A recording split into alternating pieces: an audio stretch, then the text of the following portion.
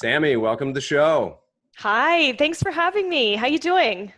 I'm great. I'm here in the land of milk and honey, LA, which used to be home for you, but now where in the Yes. world are you?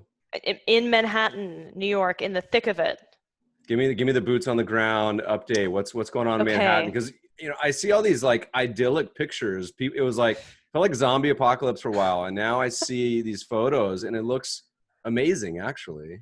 Yeah, so reporting live from the Lower East Side as I look out my window, there is outdoor dining. There is Mhm. a lot of people hustling and bustling around. You know what? The city is coming back to life. To your point, yes, it did look like a zombie apocalypse for quite a few months here. I have to say, staying in the city throughout this whole thing has been transformative. I wish I set up my camera like in the corner of my apartment to measure traffic and cars, et cetera, because I'm right near the bridge, Brooklyn Bridge. But I didn't. But now it's picking back up. We're getting that traffic, the horns honking. It feels a little bit more like the old New A little York. more like New York. A little Well, bit this more is like going to be New a lot York. of fun. Let's rewind a little bit. Pre-New Yes. York. Give me a little bit of the 2 minute origin story up till Fitbod. What were you up to? I know you some time in LA and elsewhere. Give me the quick summary. Yeah, so I'm from Australia originally. Have you been there, Meb? Whereabouts? I've been twice. Both times pretty excellent. I actually the second time Byron Bay, one of my favorite places on the planet. It feels Oh, very California-ish. Um, but the other time I said, you know what? I used to travel a lot. And I said, I'm just gonna pretend like I'm a local for like 2 weeks in Melbourne. And it kind of felt like home. I mean, it was a lot of California vibe to it. I loved it. Great country. yeah. Well, I'm from Sydney, Mhm. so close, just a short plane ride away from Melbourne. But yes, so Mhm. from Australia originally, I moved to the US when I was 18 to go to college, to University of Miami in Florida, not Ohio. After graduating, I moved out to Los Angeles, and that's when I started a jewelry company. I exited that after 2 years, met my co-founder Jonathan, and we started working on what was FitSpot and now 10spot. Mhm. So yeah, and then we moved around a lot, and this kind of gets into the journey of the company. We moved to Atlanta to participate in Techstars. We were the first cohort to go through the Atlanta program, which was incredible. And then we stayed there, which we thought was supposed to be for 90 days. It ended up being 2 years, and then moved to New York, and here we are. Awesome. Well, let's spend a little more time on that. What, Okay. what was the origin story? FitSpot at the time. You guys, what was the initial inspiration? Sure. So with FitSpot, we were bringing on-site services to workplaces. So anything from comedy classes to happy hours to yoga, group fitness, you kind of name it. We delivered these really unique community-driven experiences on site. That is what we went with through Techstars. And then, as you can imagine, the name FitSpot alludes to just physical fitness, right? That's immediately what you think of. And we needed a name that wasn't so limiting, especially as you get on cold calls with sales prospects and you're saying FitSpot and they're like, oh, physical fitness. And you're like, no, we do all these other wonderful things. It's a lot more diverse, the programming. So we landed on 10spot. And yeah, we recently rebranded in July of this year. We actually came up with the name in October of last year, but with the pandemic, it seemed a little insensitive to go through that entire rebrand in March when it was slated to be released. So now we're 10spot, and we have really focused because the on-site service component is frankly not happening at the Mhm. moment. We really began to focus on our technology offerings. So we're a workforce engagement platform. We help companies connect, engage, and manage their distributed teams. All right. So we're going to drill down into all Let's do it. those things we started talking about. Techstars, for those Yeah. who aren't familiar that are listening, giving us a brief overview of the program. You guys applied. What was the criteria for what they're looking for? It's kind of all over the world, right? They have outposts in a number of Yeah. different cities. Give us a kind of overview of everything going on with that program. Yeah, and it's grown dramatically. Like I said, when we were going through the application process, I believe we initially first applied for Techstars Chicago, and then we were referred to the Atlanta program because it was one of the first programs that was getting started in Atlanta. They didn't have anything in LA at the time. Isn't it so ironic? And so we moved to Atlanta, and then literally like a year later, they have all these incredible programs with Disney, et cetera. And we were like, oh, cool. So our the Techstars program was in partnership with Cox Communications. So I guess part of the interview process is you do a video interview like this. You talk about your company, what you're doing, traction, essentially walk them through a pitch deck, if you will. And then you do in-person interviews. So went out to Atlanta and got to meet the directors that were leading up the program. And then from there, you have a few other conversations with other folks on the Techstars team. And then they let you know that you got accepted. It was incredible. So the program is 90 days, but to be honest, when we hit demo day after the 90th day, they were like, hey, we have this office space that we had been working in for the 90-day program, and it's available until the next cohort starts. Would you want to hang out? And we were like, yes, we would. You never say no to free office space. And we would also get exposure to some of the other companies that hung around Atlanta, as well as the network that we had started to build. So it was a wonderful and really life-changing opportunity for our company, also as a founder, to go through it. Yeah, that part of the country, I love Atlanta. It was supposed to be in Georgia and South Carolina this past summer, but postponed. All right, so Techstars. And you guys had bootstrapped, I guess, at this point. Had you started to raise some funding? Where were you kind of in the process of building the company? Sure. So when you, Techstars in particular, I'll use that as the example, they do invest in your business. We actually, so Phil Nadell, who is a previous guest on your show, he's the reason why we're connected today. He was involved as one of our earlier investors. So Forefront Ventures was involved with FitSpot. So at that stage, yeah, we had raised a smaller round. And yeah, we were really just getting some traction, throwing some fuel on the fire, building out that sales and marketing team, and growing from there.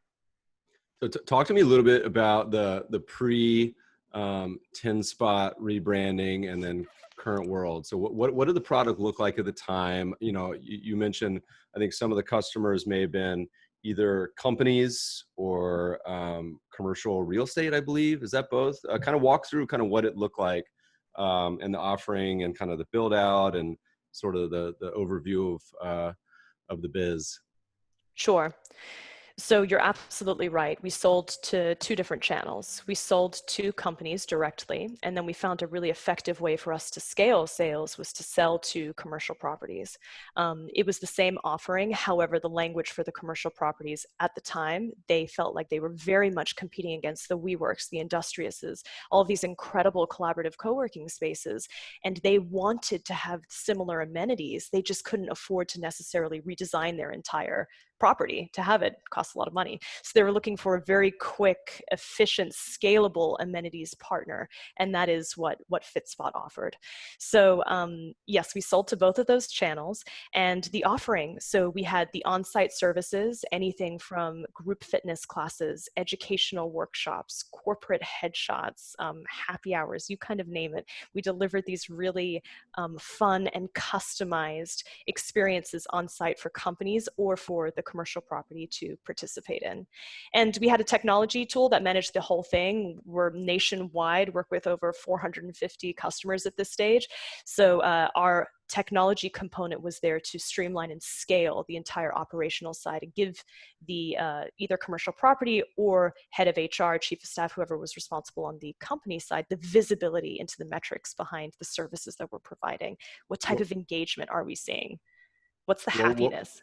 What were some of the outstanding or most popular offerings? Because I'm always surprised, you know, there's, I imagine you guys have done dozens of different sort of amenities and benefits and activities. What were some of the most popular and what were some of the least popular? Sure. So we did have a foolproof plan with this. So we rarely did the least popular because we surveyed the entire demographic prior to putting together their program. So we definitely weren't flying blind there. So we tend to deliver what people would, one, show up to, and then told us that they would show up to. So some of the most popular services, let's start there. You can never do wrong with any type of happy hour, anything that involves alcohol. Let's be real. People thoroughly enjoyed those. And it's beyond just a happy hour and serving booze. We always tried to add an additional layer of kind of icebreakers or community building throughout it. So we'd have an MC or a plant or someone there that would bring people together, get conversations started so that people could cross-pollinate and get to know one another, people that worked on different floors in different departments. So happy hours, wildly popular. Any type of professional or personal development is still today, and this is something, you know, as we go through this pandemic, and was extremely popular. People want to learn how to improve their skills, improve themselves at work. And so those were really popular. Least popular programs. Okay, so I remember. Actually, so one, yeah, I guess if you don't have extremely vocal individuals, so we switched that into a stand-up comedian doing a set, a 30-minute set or an hour set. So that that was fun. But we did do a puppy adoption event combined with a yoga class. And the idea initially from the customer was, hey, let's have the puppies like intermingling. That's how people will get to know them, love them, and want to adopt them. And in theory, I was like, that sounds so adorable. Then there's people doing yoga and there's chaos, just total chaos, dogs everywhere, you know, going to the bathroom on people's yoga mats. I mean, everyone was very good humored about it, but then we ended up putting up the puppy pen and, you know, then people would go over to the puppy pen. So that was a little bit smelly. Yeah, it's funny. So, all right, so this is going well. You're building it out. Yep. You're raising money. I want to hear about the rebranding because that's a good domain. That cost you guys an arm and a leg. And then I'm going to tell you a funny story afterwards, unrelated to you guys, but great domain. How'd you guys get it? I was going to tell you, I know that you love domains because I listened to some of your previous episodes. You're going to die when I tell you how much we spent to get 10spot.com. We spent $5,000. Oh, which wow. Just for everyone listening, that is very nominal for a domain. We actually, it was taken at the time. So, you know, timing is kind of everything with this in particular, the domain world. And right when we were interested, this is back in October of 2019, when we were interested in the name and excited to see if it was available, it was going up for that kind of renewal process where it enters this like abyss. And if the owner doesn't claim it within 90 days, then it gets sent out to a bidding war and anyone can take it. So we were interested right at that time and we put in a bid. And we got it. That's awesome. We a funny story.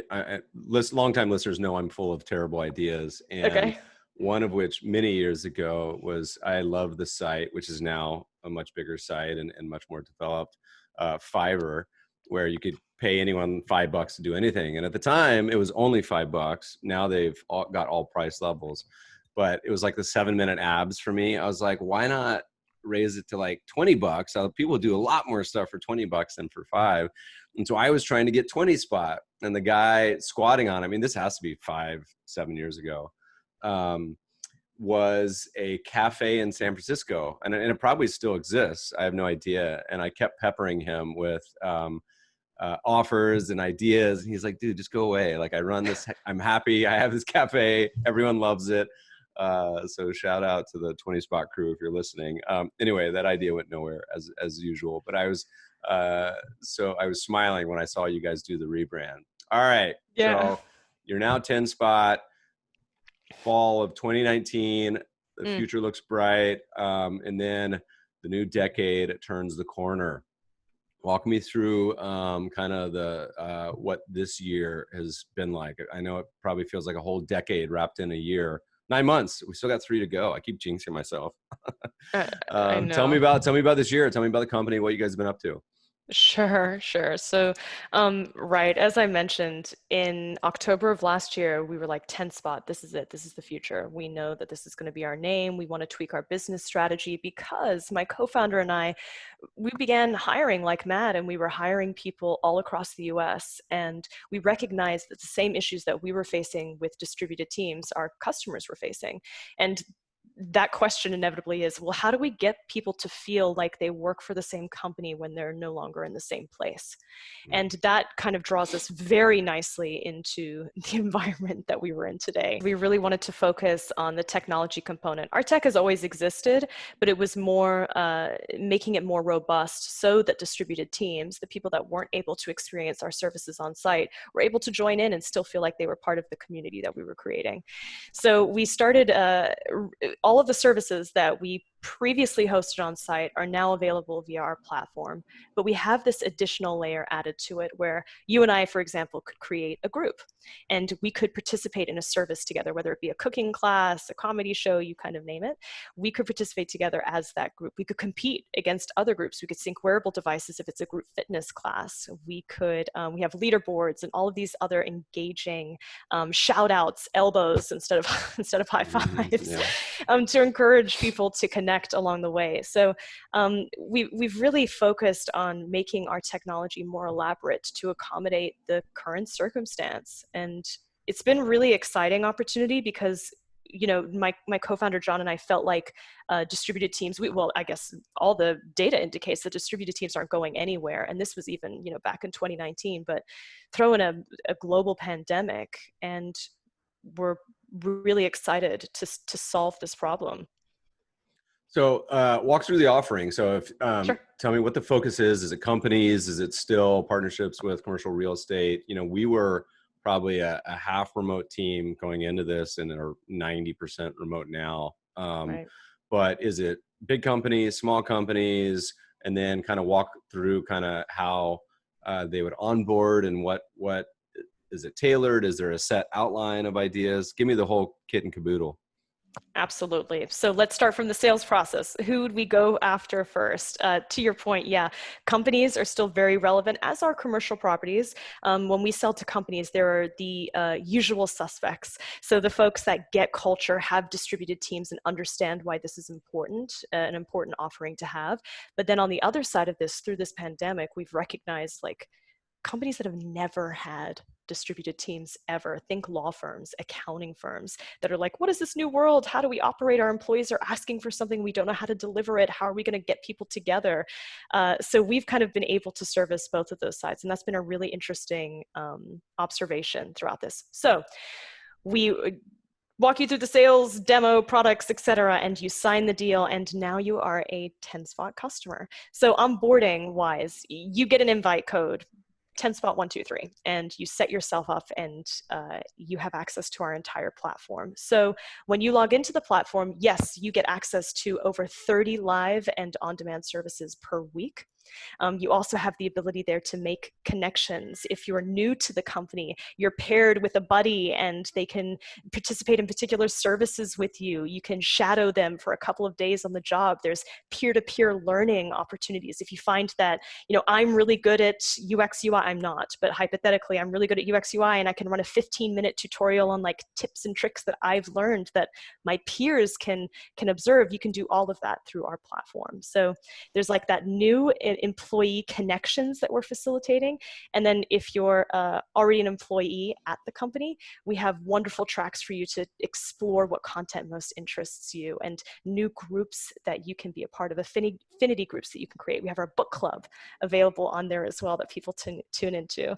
And then as the employer, so as the individual that is paying for these services for your employees to have access to, you get information on employee sentiment, ENPS. We are polling, engaging what people are doing on our platform day to day, so you can learn a little bit more about what's working and what is not working, rather.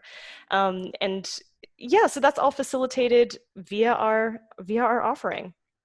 So let's say I onboard, and what's the kind of business model? Is it a head count per subscription? Is it just different tiers? I mean, it sounds like you get a little bit of the full buffet when you sign up. So tell me a little bit about the business model for all the CEOs listening.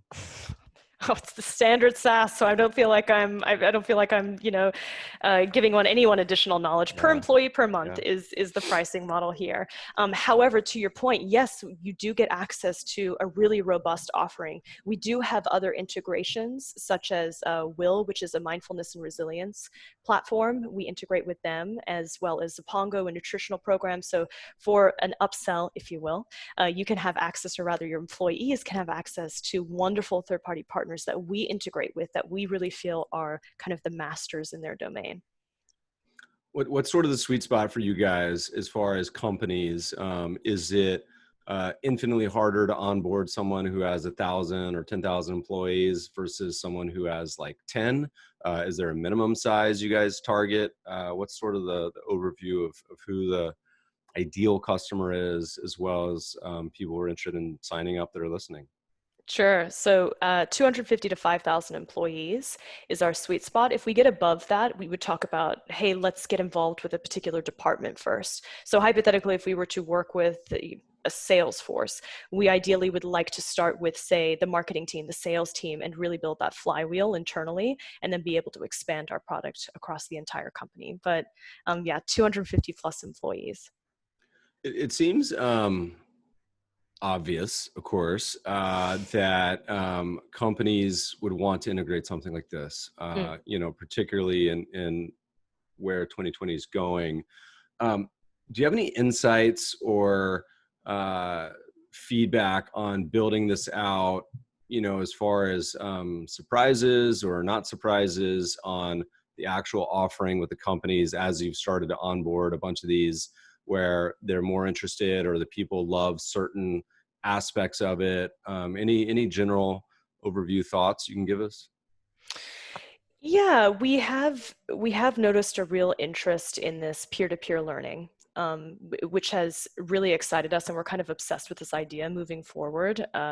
People want to learn, and I read this hectic article in the Wall Street Journal about how you, in order to remain relevant in your job, you have to renew your skills every 4 years, and that's really expensive to go back to school. And then if you're going back to school and hypothetically doing that full time, not being in the job market where you get exposure to practice those skills, and also it costs a lot of money to go back to school, is a real conflict. So we think there's a really interesting opportunity, and things that we've learned that people are interested in is a lot around personal and professional development. And we think that internally at a lot of companies, your colleagues have some of those skills that you might want to obtain. And whether it be through job shadowing or peer master classes, or even just a webinar hosted by one of your colleagues that might be, the head of the department, or even not, just an expert in particular topics, we've really noticed a desire to learn from one another through our platform.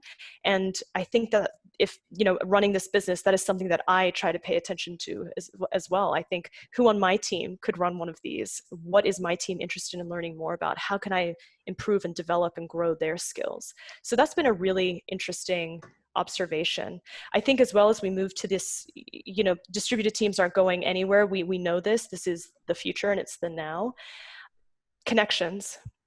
People still want to be connected. People want to like where they work. They want to get to know the people that they work with.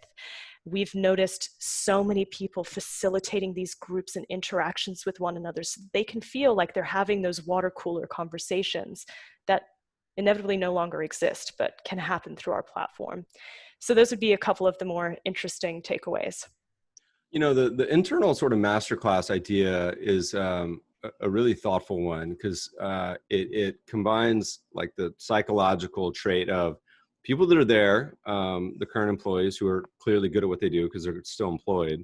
Um, Nothing people like doing more than being the expert, and teaching, like, hey, look, this is how to do this. So, but you have so many companies where a new employee comes on, and you're starting to see this more with internal Slacks and wikis and ideas.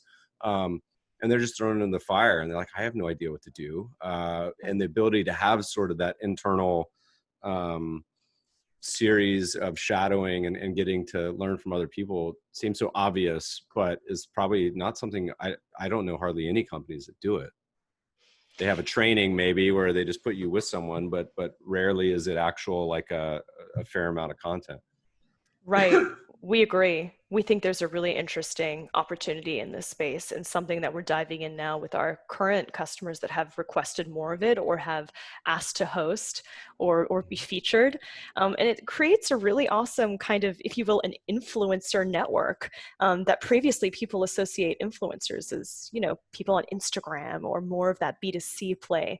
But these are like the B2B influencers that genuinely can contribute to career development and growth. And yeah, there, to your point, it seems obvious, but there's a reason why it doesn't exist, and we're going to figure out that part. But it's a really interesting opportunity to bite into. Wow. Yeah. So 2020 has been quite a year so far. We're here. We're Mm. recording this the last day of September, so we're turning the page on the final.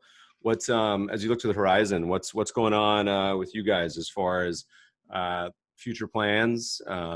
Build out. Is the tech mostly built? Do you spend a lot of time on the content? Is it focus on onboarding new customers? What's kind of the next 3, 6, 12 look like? Sure. So there is the request for international expansion. As you can imagine, that doesn't seem like a barrier as much as it used to be, especially when it was on-site services. There was more heavier logistics involved with international expansion. Now it's just a click of the button. So that's really exciting opportunity for us. In regards to the technology, of course, it's always iterating, always growing, and building, but we do have majority of it built out. And as we explore different avenues, such as the peer-to-peer learning, that's really where our customers kind of dictate the direction, the features that they're looking for to make it super successful. What else is on the horizon for us? We have, opportunities, our pipeline. I'm super pumped that during this pandemic, and I know it's unfortunate and fortunate, that we've built such an incredible pipeline of companies that are genuinely looking for solutions. I feel like when the pandemic initially started, everyone was like, quick, pick your tools, now's your time. And it was like, Zoom, shove it down your throat, and all these other things, let's just try them all out. And now I think people are recognizing, okay, 2021, what do we want to be part of our tech stack? What does our company need to have in order to be successful, to manage, engage, and connect our distributed teams? And we're really excited to be part of that journey with a lot of our customers. And so I often, and I'm sure a lot of the listeners are listening or viewing this through their own lens of what their own company looks like and how they could integrate it. How does the content aspect, maybe talk to me a little more about that. Say we onboard and we want to start doing some of the shadowing or master classes. Are you guys involved that much, or is it simply like the tech is there and you can just start creating, the company on their own just starts firing away? How does it actually work from a Sure. company standpoint? Sure. So as you're onboarded, you have the option to have, our account managers facilitate a lot of that pairing, if you will. So if we're talking about the job shadowing pairing, it is an algorithm, so it's part of our tech already. But if there's specific pairs that you want to connect, we can facilitate that. Otherwise, it's all done via our technology. You're onboarded and we understand your objectives, what you're looking for. Our tech begins learning your behaviors and understanding what you're engaging with the most. And then we start putting you down the journey of like, hey, this is your learning, this is your fun, this is your connect, this is your engage. And it takes you down a really nice path as a customer. Yeah, there's a lot of obvious on this. I mean, as I think about it, I'm sure a lot of people are. What else? So thinking about 2021, thinking about expansion, how do you even make the distinction on international? Would you mentally say, look, we're going to expand specifically to Australia? Or are you going to say, hey, look, we're just international, and if you're located in South America, Africa, Europe, wherever, just hit us up? Is it like an intentional, specific expansion to certain cities and geographies, or how does that work? Yeah, so we always start off with the initial dialogue with our current customers or customers that are interested in bringing this internationally. And it's like, hey, where are you based? There tends to be a theme, like it starts off in like London, Europe, and then it's like Asia, Australasia. So It doesn't really matter, but I'll caveat that with some of the content that we provide is available in the time zones of the US. So there would be some finessing, albeit everything's available on demand. We have encore performances and programming available. There would be a conscious effort of catering and expanding those time zones to ensure that everyone across the world could be able to tune in live if that's what they so desire. Because the live is really engaging, where you can have those groups, you can chat with each other, text and video chat while the service is taking place. There's a lot of unique elements to the live portion that we would hate for people to miss out on. So that would be probably one of the bigger factors, but besides that, not super complicated. What does the rest of the year look like? You got any live things you're particularly excited about? Dave Blaine coming on, do a little magic. You got Chappelle doing a little comedy. You know what? Don't joke. Because of COVID, we've been able to get so many great people that are literally like, hey, I was supposed to be on tour and I'm not. Sure, I'll open, and do a set for 10 Spot. It's been pretty wild. So maybe not at the caliber that you're discussing, but it's always a surprise. I mean, if you look at Cameo and all these people that are willing to do things, I mean, it's like the old Fiverr 20 Spot idea, willing to do things for not that much money. Yeah. It's always fascinating. So maybe you're onto something there too. That's yeah. Have you done a Cameo yet? As in paid for one? I've never commissioned one, but I've seen many and they're great. They're Shooter brilliant. McGavin was recently on I won with my family. Roger Stone, oddly enough. Interesting. But yeah. It's the live stuff is interesting because, we used to do a ton of, workplace activities. Ours is obviously much more casual because we have less than a dozen people. Sure. But it's so fun because people, obviously the different interests, but it's always curious to me to see which ones people gravitate towards. Obviously the booze is a no-brainer. But it'll be fun to see how this world develops. I mean, who knows, 2021, we could all be holograms at that point. I'm not sure. All right. So what's been, this is been an interesting transformation. You guys have been at this for a few years, the business rock and rolling, doing a little funding rounds, a little bit of a pivot, evolution, maybe not as much of a pivot, maybe an evolution. One would call it expanding the umbrella. Okay. I like that. Yeah. Umbrella is a hard metaphor in LA and it never rains here. So I know. I'm like, that thing that you put up when water falls from the sky, that. People lose their mind here. Yeah. All right. What's been, tell me some of the most challenging parts of this process. Anything in particular that comes to mind since the founding? What was the origin date? 2017? Yeah. So, sorry. Yes. And I was thinking of challenges. This year particular, it's been a really shitty year. Yeah.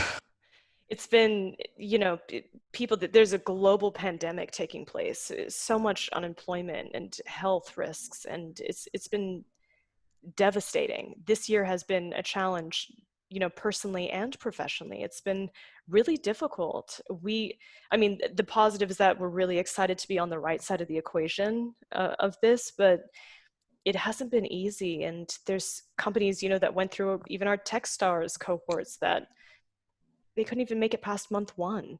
Our office, we just moved into this gorgeous office and everyone was together and we were having so much fun. And I know that sounds really, petty. We're fortunate to have our lives, but that's entirely gone. And you don't really know when it's coming back again, and that's okay. You kind of have to be agile, but navigating this year has been exceptionally difficult, and making sure that we're able to keep our customers happy and providing value during this time, in a time where they are chopping everything that doesn't either generate revenue or increase productivity, right? We've been really grateful to be included on that list. We've retained throughout this 85% of our MRR. So wow, that's awesome. Yeah, we're thrilled, but it's been shitty. I was smiling as you said, "Can I cuss?" Because my son, who's 3, asks you the same thing. He's been wandering around. His new phrase is "dadgummit," because my mom is from North Carolina. I think he picked it up from my mom. So that's about as R-rated as he gets that he knows how to say. I love but it. it's Isn't it wild pretty. how I don't have kids, but my friends that do, I said one thing. Where was it? I think it was over the holiday season. I said something like someone left his wife. Like it was Mhm. talking, confidentially to my friend, and her kid was there. Now in school, I left my wife. I left my wife. Everything. And I'm like, oh my gosh! I just said it in Yeah, passing. It was a yeah, story. Now I'm being held yeah, accountable for this kid's, potential future divorces. yeah, yeah. As you were talking about the agony and ecstasy of being a founder, I mean, Mm. I feel like everyone, when you talk to entrepreneurs, when people are starting businesses, everyone comes into it knowing, or at least being told that it's going to be hard. Mm. And then it is, like universally, it's really hard. It's like the hardest thing on the planet. And the fact that you guys are surviving is the biggest compliment that anyone could have, being around, because like you mentioned, it's a high attrition world pre pandemics. Forget about Mm. actual pandemics occurring too. um, so that's always a big compliment. We always say to people that at least you're alive and functioning. On the flip side, any particularly memorable moments of this journey? Usually positive. That could be negative too, other than the struggles of 2020. Or it could include 2020. Anything come to mind particularly memorable? Sure, we were really excited. We were working in to be honest, kind of crummy office uh, in earlier 2019. It's in the middle of Soho, so great location, but it was definitely a residential apartment that had been converted to an office space. And legally, in order for it to be an office space, you just have to have a couch in there. So we had this like Mhm. huge old couch sitting in the middle of this tiny office, and people were sitting like two to a desk. It was terrible. We had our investors that let our Series A round come in, and one of them walks in and goes, "So what are you getting out of this place?"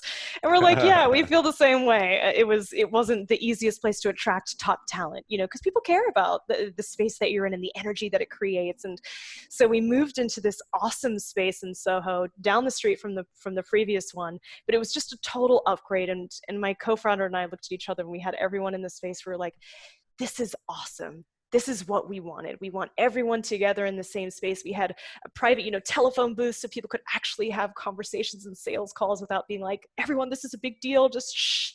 I've got the decision maker on the phone.